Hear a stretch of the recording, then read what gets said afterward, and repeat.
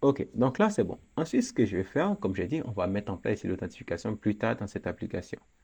Donc, pour la structure ici des données, je vais créer ici un dossier qui doit être ignoré ici par par la navigation. C'est-à-dire, actuellement, considérez que lorsqu'on est dans le dossier app, on se retrouve ici sur l'URL. On va toujours prendre ici un exemple du site, mon pain. Lorsqu'on est dans le dossier app, on est directement ici sur mon pain slash, tout simplement. Ensuite, si je viens au niveau du app et je fais ça,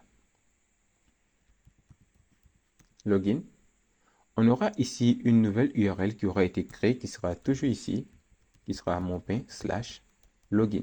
Parce que comme j'ai dit, la navigation est basée ici sur la structure des fichiers. Et si après login, on a encore ici un autre fichier qui s'appelle ici register, on aura encore une autre URL qui sera mon pain slash register. Et si à l'intérieur du register, on a ici un autre fichier à l'intérieur du register qui s'appelle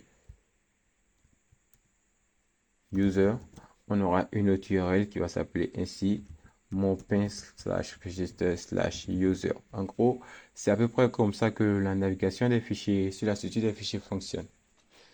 Donc, ce que moi je vais faire, c'est de créer ici un groupe. Je vais créer ici un fichier qui va grouper ici des données. C'est-à-dire, je vais grouper ici tous les écrans qui vont concerner ici l'authentification.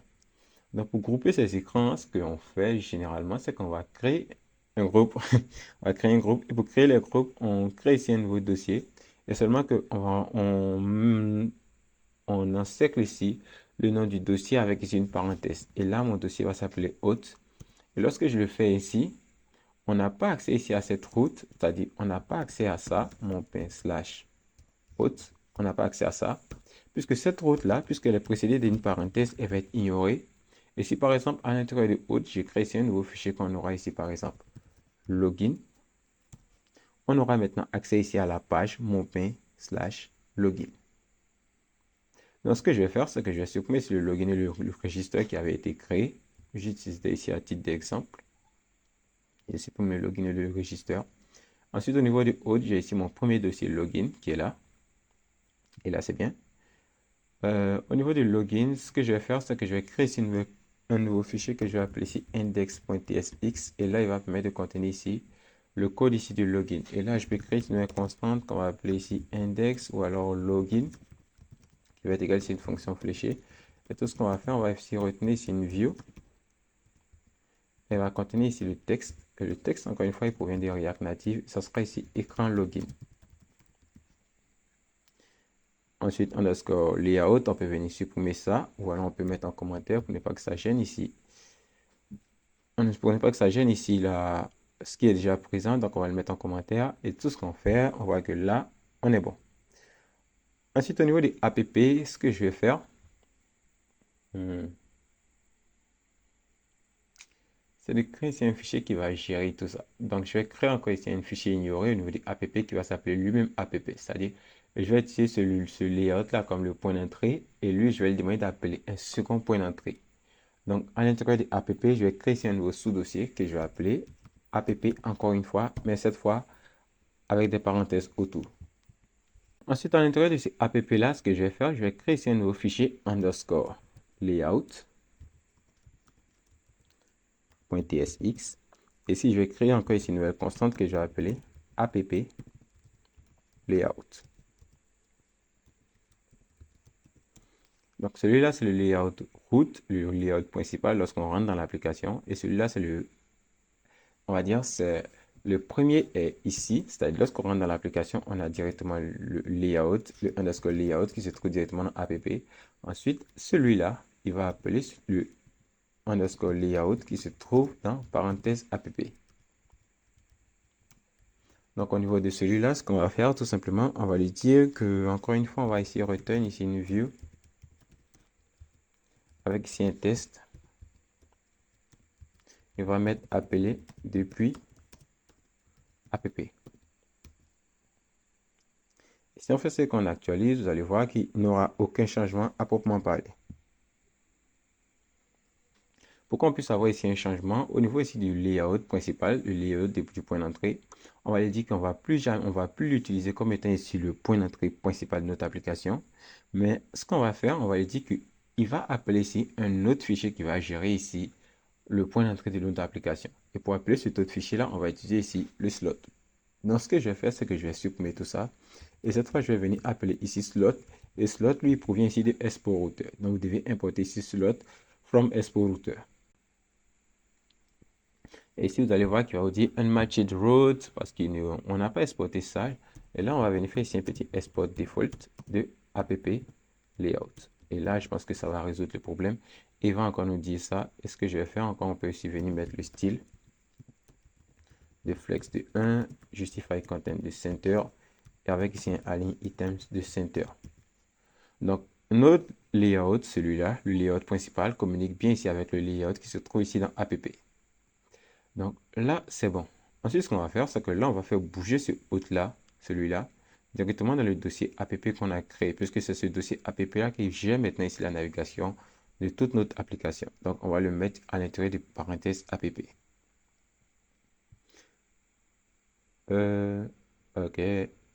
Il y en a un qui est parti sans mon autorisation. C'est qui celui-là? Ce login-là. Ce login-là. Lui, il provient d'où? Juste que je le supprime. C'est tout ce dossier hôte. Ok. Je veux que toi aussi tu partes. Pas seulement le login. Toi aussi. Hôte. Bon, bref, ce qu'on va faire, on va te supprimer pour pouvoir te réécrire. Et je pense que ça sera beaucoup plus facile. Et hôte aussi.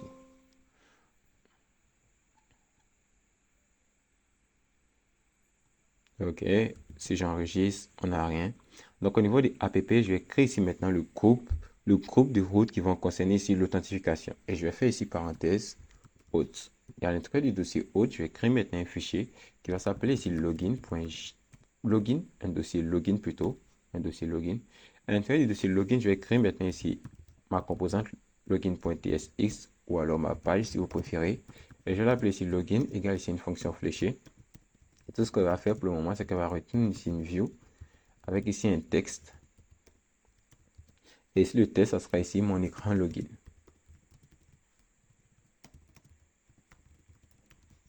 Et encore une fois, on n'oublie pas ici de venir faire ici un petit export default de login.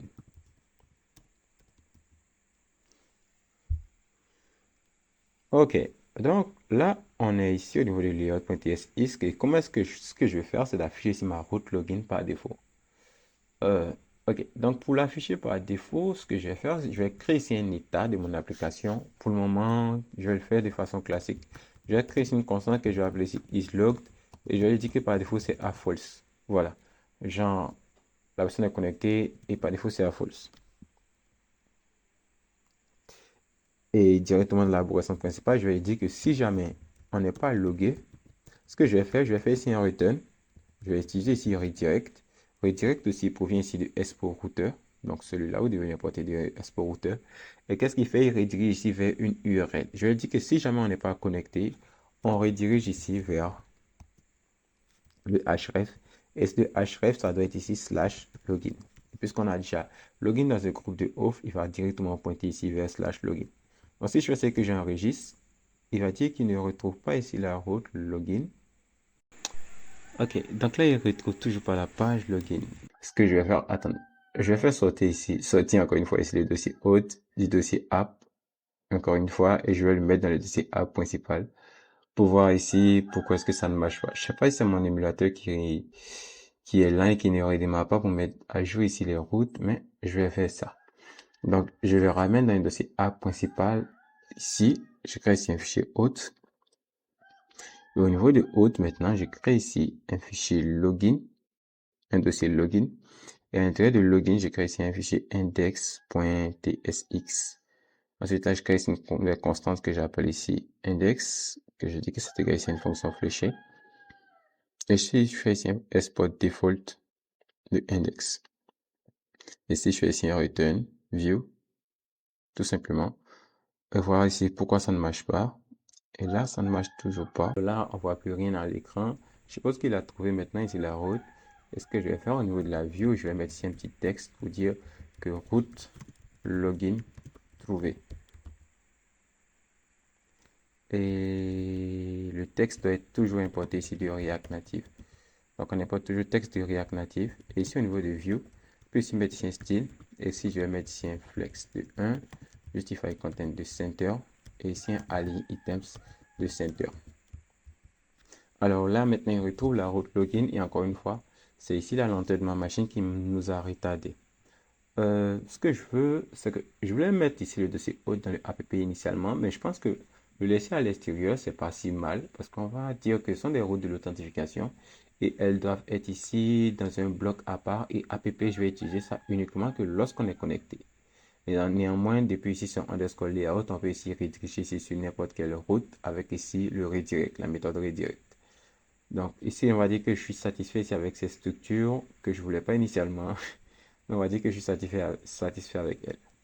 Et on va voir qu'ici, il y a une petite erreur au niveau de la console. Il va dire que test n'est pas défini. C'est celle qu'on avait avant d'importer ici texte à ce niveau-là. D'accord. Donc ici, on a notre route login qui est trouvé. Parfait. On peut fermer app. On peut rester au niveau de login.tsx. Ici, je peux fermer ici tout ce qui ne concerne pas login.tsx pour qu'on puisse ici travailler ici sur login. Donc, juste avant qu'on commence, je vais venir créer ici un nouveau dossier component juste dans la boîte principale hors du dossier app parce que si ça se trouve dans le dossier app, ça va constituer ici une nouvelle route. Donc, hors du dossier app, je vais créer ici un nouveau fichier component, un nouveau dossier component plutôt. Donc, component qui va permettre de contenir ici toutes nos composantes. Et ici, la première composante que je vais vouloir créer, ça sera ici text input icon.tsx. Donc, ici, ça sera ici une composante qui va permet de rendre ici des textes arrière, bon, des zones de test. Et tout ce qu'on va faire, on va créer sur une constante qu'on va appeler text input icon. Ou alors, j'ai plus que de l'appeler comme ça, on va dire que ce sera ici. Bon, ok, text input icon. Et ici, on va dire qu'on va faire ici son export default en bas. Text input icon. Et c'est tout ce qu'on va faire. On va faire ici un return on va dire, on va retenir ici une view. Parce qu'on va vouloir rendre ici un texte avec ici des inputs. Et si on va mettre ici un petit texte à l'intérieur, ou plutôt, on va rendre ici une zone de saisie avec ici des inputs. Et on va mettre ici un texte qui sera ici ma zone de saisie. Et au niveau de index.jsi dans le dossier hôte login, ce qu'on va faire, c'est que là, on va vouloir l'appeler pour voir à quoi il ressemble. Donc, text input icon. Et on fait ça.